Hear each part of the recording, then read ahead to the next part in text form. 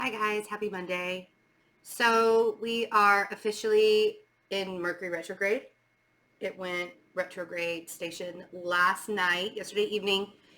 And if your weekend was anything like my weekend, you were brought to the realization of what Mercury is going to be teaching you.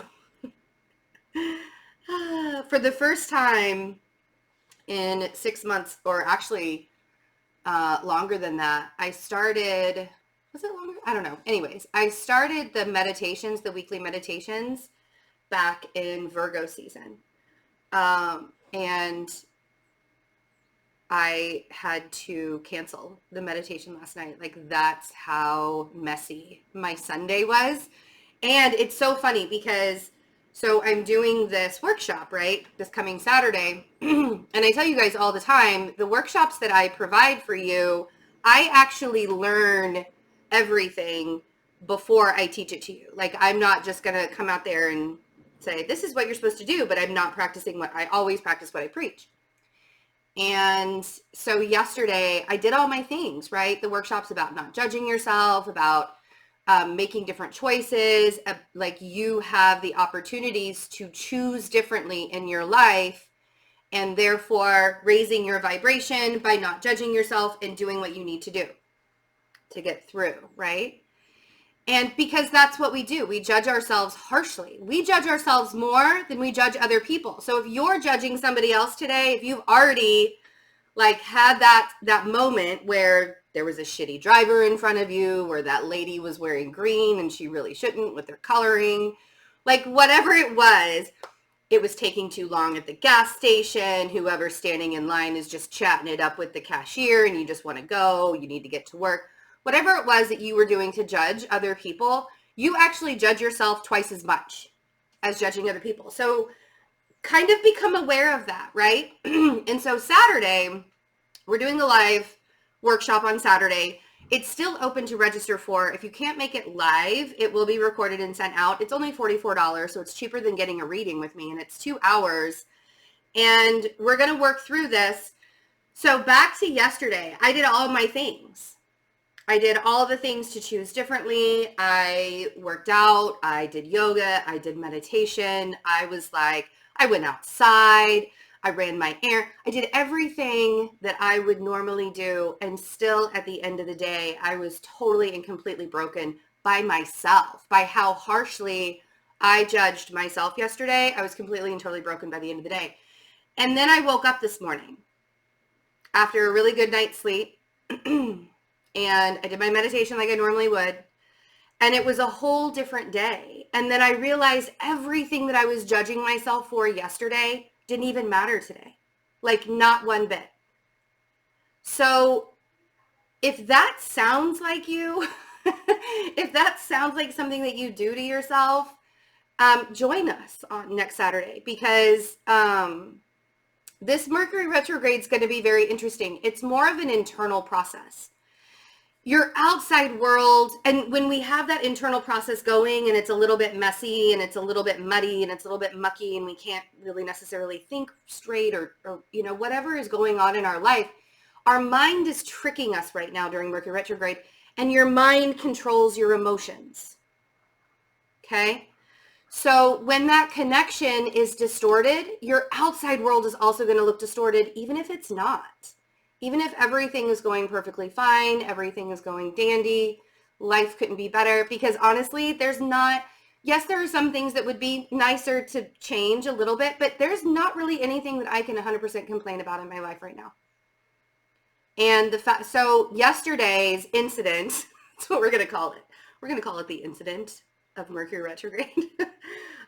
Yesterday's incident was, and nothing big happened. It was just me being neurotic. Like, I'm a Virgo. That happens to me, right?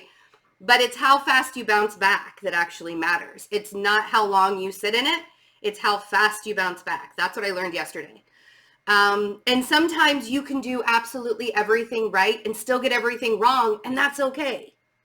It's about not judging yourself. You see? So that's really going to be, it's going to be a great workshop. I'm looking forward to it. I sort of was dreading it because I knew that I was going to have to relearn everything. But when you've been through the life that I've been through, your resiliency, that's kind of the prize at the end, right? Like, honestly, at this point, there's probably nothing that I couldn't get through. And not that I would have a smile on my face the whole time, or I would think, oh, yay, this is fun. But I would be able to do it, and I would be able to continue on. So that's what I want to provide for you guys. Let the internal work happen. Mars is now in Capricorn. So the resiliency is there. It might be a little bit buried under the surface. Mars will be squaring off with Chiron in a few days, but we also have a Jupiter and Neptune sextile, which is, you know, it's going to be a really fuzzy retrograde. It's going to be and I'm not trying to scare you. I don't even want to scare you. I want you guys to realize how resilient you are. And if you're already starting to see the lessons that you're going to be learning during this retrograde, be kind to yourself. I know I say that like every day, but now is not the time to beat yourself up. And if you're having a hard time with that, let me help. Saturday. And if you can't make it live, it'll be recorded and sent out.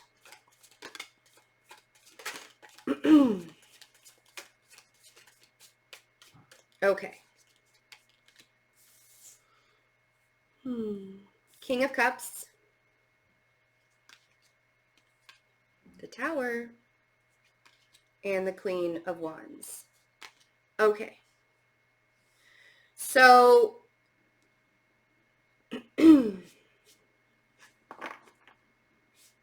there might be a realization today that things aren't working out between you and another person. It doesn't have to be a water or a fire sign. The King of Cups is somebody who, he has a lot of emotions under the surface, but he doesn't necessarily show them a lot. But he is a very emotional person. Like he has the emotions there, right? And then we have with the Tower and then the Queen of Wands. And again, I love the Tower in this deck because it shows life. It shows life after, because the butterfly's on there. I'm using the Light Seers Tarot, by the way. But the butterfly's on there. It's like,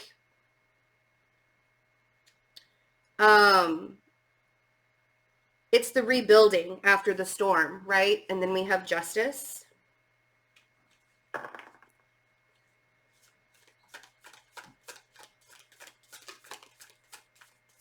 So this Tower is creating a balance between the two and the Six of Cups. Okay. I was like, it doesn't feel negative, you know, and I'm like such an optimistic person anyways, that I try and be like, okay, well, is this negative? I don't want to like project my optimism onto a card until I know whether it's going to be negative or positive. Because I tend to do that. I tend to look on the bright side of everything. And this is actually a Tower moment between two people that's bringing balance with Justice and the Six of Cups. And it's almost as if there's like an understanding here. There's where there might have been a resistance before, there's more of a balanced energy and a balanced understanding that's happening. So whatever the riff was, whatever the argument, whatever the thing that sort of separated you from another person, I feel like it's sort of balancing out. Whether that means it's a relationship that's coming back together, whether that means that, ooh, look at that. Dang, okay. There's also, I have the Eight of Wands and the Queen of Swords and the King of Swords on the King of Cups. That was clear, that all three of those clarified the King of Cups. So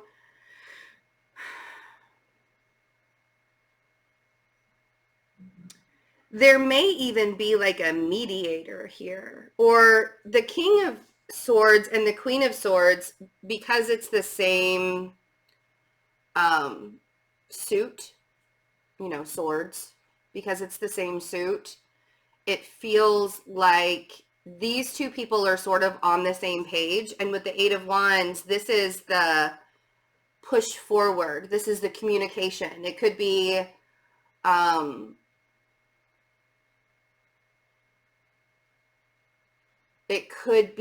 that there's a conversation going on between the King of Swords and the Queen of Swords with the King of Cups. And that maybe somebody heard, oh, I don't know. It's so weird, you guys. I feel like somebody had a conversation that sort of blew everything up, or there was something. Let's see what the Tower is. There was something that somebody said to the King of Cups that created tension. All right. And now there's a decision that needs to be made.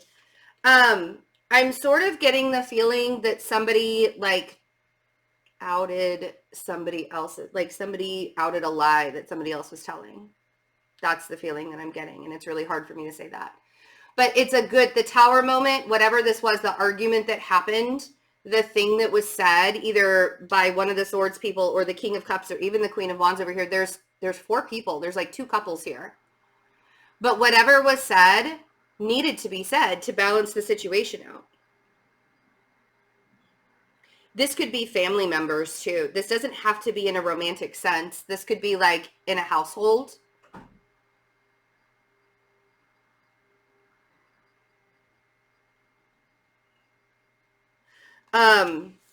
Knight of Swords with the 2 of Pentacles. And I feel like, yeah, there's a decision. It's almost as if I feel like maybe the decision is that somebody has to leave. Or somebody has to create boundaries. Or let's see what the Queen of Wands is. She's sort of removed. Okay. So there has to be an ending. And I feel like the ending is with the Queen of Wands. And I feel like there was... Wow, I feel like I'm telling somebody's secrets right now, and it's really, really uncomfortable for me. Sorry. But they know. See, that's the thing, is like the King of Cups knows that with the World here on the Queen of Wands, the King of Cups knows that that has to be over. He's seeing the completion part, right? And I think the Tower moment decision is, do I say something or do I not say something? Do I create an argument or do I not create an argument? But here's the thing, the Queen of Swords and the King of Swords, it feels like that's the support system for the King of Cups right now. So if you're in the King of Cups situation where you are realizing that something has to be over with somebody else and you can't decide whether you need to have a conversation about it or you just need to let it go, I feel like leaning on the people that you care about the most would probably be a really good idea. Let's see what Justice is here. Okay. Yeah, because the balancing of all of this is creating a lot of strength and a lot of resiliency. Like I said about... That's pretty funny. Like 2 major arcanas clarifying a major arcana, that's a pretty big deal. So you have to know that even if this is a really uncomfortable situation, it's bringing balance back into your life. I almost want to say that either somebody found out that somebody was cheating on them and that was the Tower moment, or somebody is finding out within like a family unit or something like that, that they either have to leave or there was an argument at one point. So it feels very much like something has to end with the Queen of Wands. Like they know that it's over. Something has to end with the Queen of Wands. But that ending is bringing all of the good things, and even possibly like this feels very karmic. But again, that Tower it doesn't feel like, maybe the moment was negative, but it doesn't feel like it's bringing a lot of negativity. Okay. And this is why, because there is See what I mean? There is a connection with the Lovers on the Six of Cups, and this has been coming up for a while. Somebody's been having to end one relationship so they can start another, or somebody is having to end the feelings that they had for somebody else because there's somebody else that's supposed to be coming into their life. So it feels like the King of Cups is releasing the Queen of Wands and like there's this realization of it, like that it has to happen. And then it's possible that the King of Swords and the Queen of Swords are creating that support system for the King of Cups while he ends that. But the only reason why it's happening is because there's something new that's either coming in or it's already come in. And you guys, if you already know that the relationship is over, like you've either been ghosted or something like that, you don't actually have to have the conversation. You can just say, you can bring that peace to your own energy without having to have the conversation with somebody else. You see? And I know that that's kind of crappy. Just, that's hard. That's a hard thing to do. You don't want to, I get more questions coming to me about how does a person feel, or did they mean to ghost me, or like whatever, when it comes to people ghosting than not. And so I'm not like saying that it's okay to do that, but sometimes it's necessary, right? Sometimes that is the only way to cut a relationship off because somebody else isn't either paying attention or not doing their part. You see what I mean? And again, I am a person who plays devil's advocate. So, because I see all sides of all situations. So please don't at me at that comment. I know that ghosting is a terrible, horrible thing. Okay, I get it. But let's keep an open mind here and not judge people for the things that they do. Everybody is human. Some people are shittier than others, but that's when we realize that we have to have those boundaries. Okay? Or some people may not be actually like a shitty person, but treat you bad. You know what I'm saying. Anyway, I'm not going to over-explain myself. That might become a theme in during Mercury retrograde for me, is over-explaining. So I apologize in advance. I love you guys. Have a wonderful day. And don't start this retrograde in a negative fashion. Don't go into this thinking that everything bad is going to happen to you, okay? Try and put a good spin on it. Take the advice from me. I love you. Have a wonderful day. Bye.